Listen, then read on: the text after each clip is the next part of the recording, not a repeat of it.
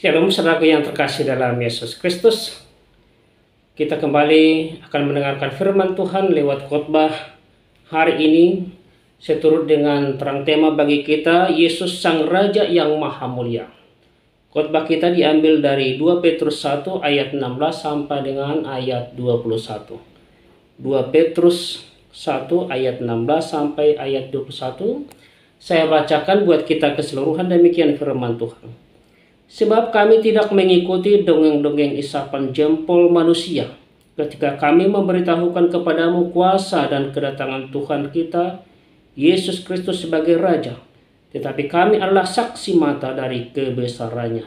Kami menyaksikan bagaimana ia menerima kehormatan dan kemuliaan dari Allah Bapa ketika datang kepadanya suara dari Yang Maha Mulia yang mengatakan, "Ini anak yang kukasihi, kepadanyalah aku berkenan."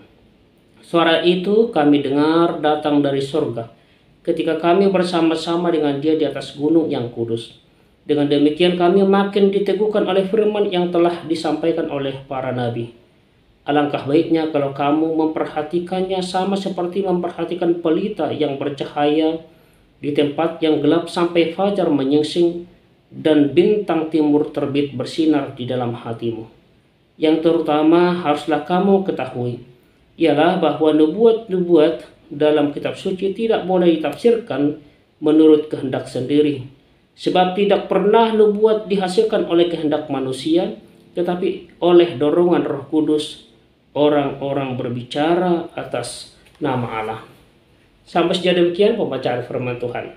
Sekali lagi, yang menjadi tema bagi kita, topik bagi kita, Yesus Sang Raja yang Maha Mulia. Saudaraku yang terkasih dalam Yesus Kristus, dari nats yang kita dengarkan tadi, kita mengetahui nubuatan tentang kemuliaan Kristus telah digenapi oleh Petrus yang merupakan rasul dan murid Tuhan Yesus. Petrus juga adalah menjadi saksi dari keilahian Yesus Kristus di atas gunung. Waktu itu Yesus membawa Petrus dan juga Yohanes dan Yakobus naik ke gunung yang tinggi.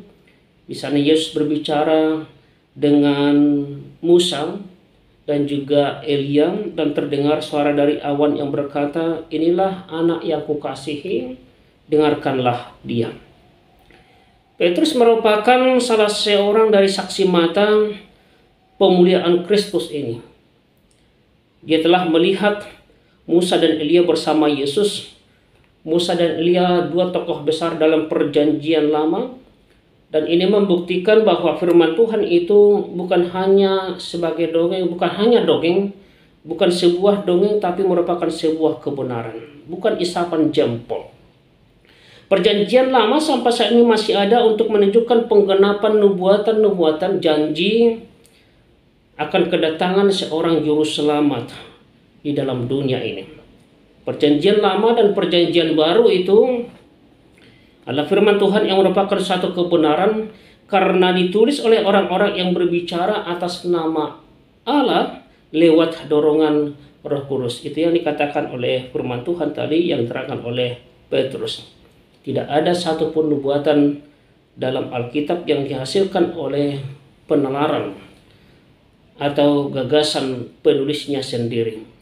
Oleh karena itu, saudara yang terkasih dalam Yesus Kristus, penting untuk kita untuk selalu membaca Alkitab.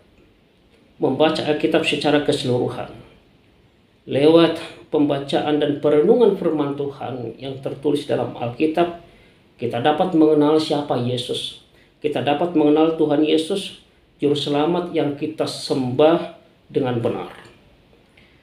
Selain itu, saudaraku, firman Tuhan bertujuan untuk mengajarkan dan juga untuk menyatakan kebenaran, untuk menyatakan kesalahan, memperbaiki kelakuan, dan mendidik orang dalam kebenaran. Apa yang dikatakan oleh Paulus kepada Timotius dalam 2 Timotius 3 ayat 16, dia berkata kepada Timotius, "Segala tulisan yang diilhamkan Allah memang bermanfaat untuk mengajar, untuk menyatakan kesalahan, untuk memperbaiki kelakuan, dan untuk mendidik orang dalam kebenaran." Mendidik orang dalam kebenaran. Lewat pembacaan Alkitab setiap hari, iman kita semakin diteguhkan.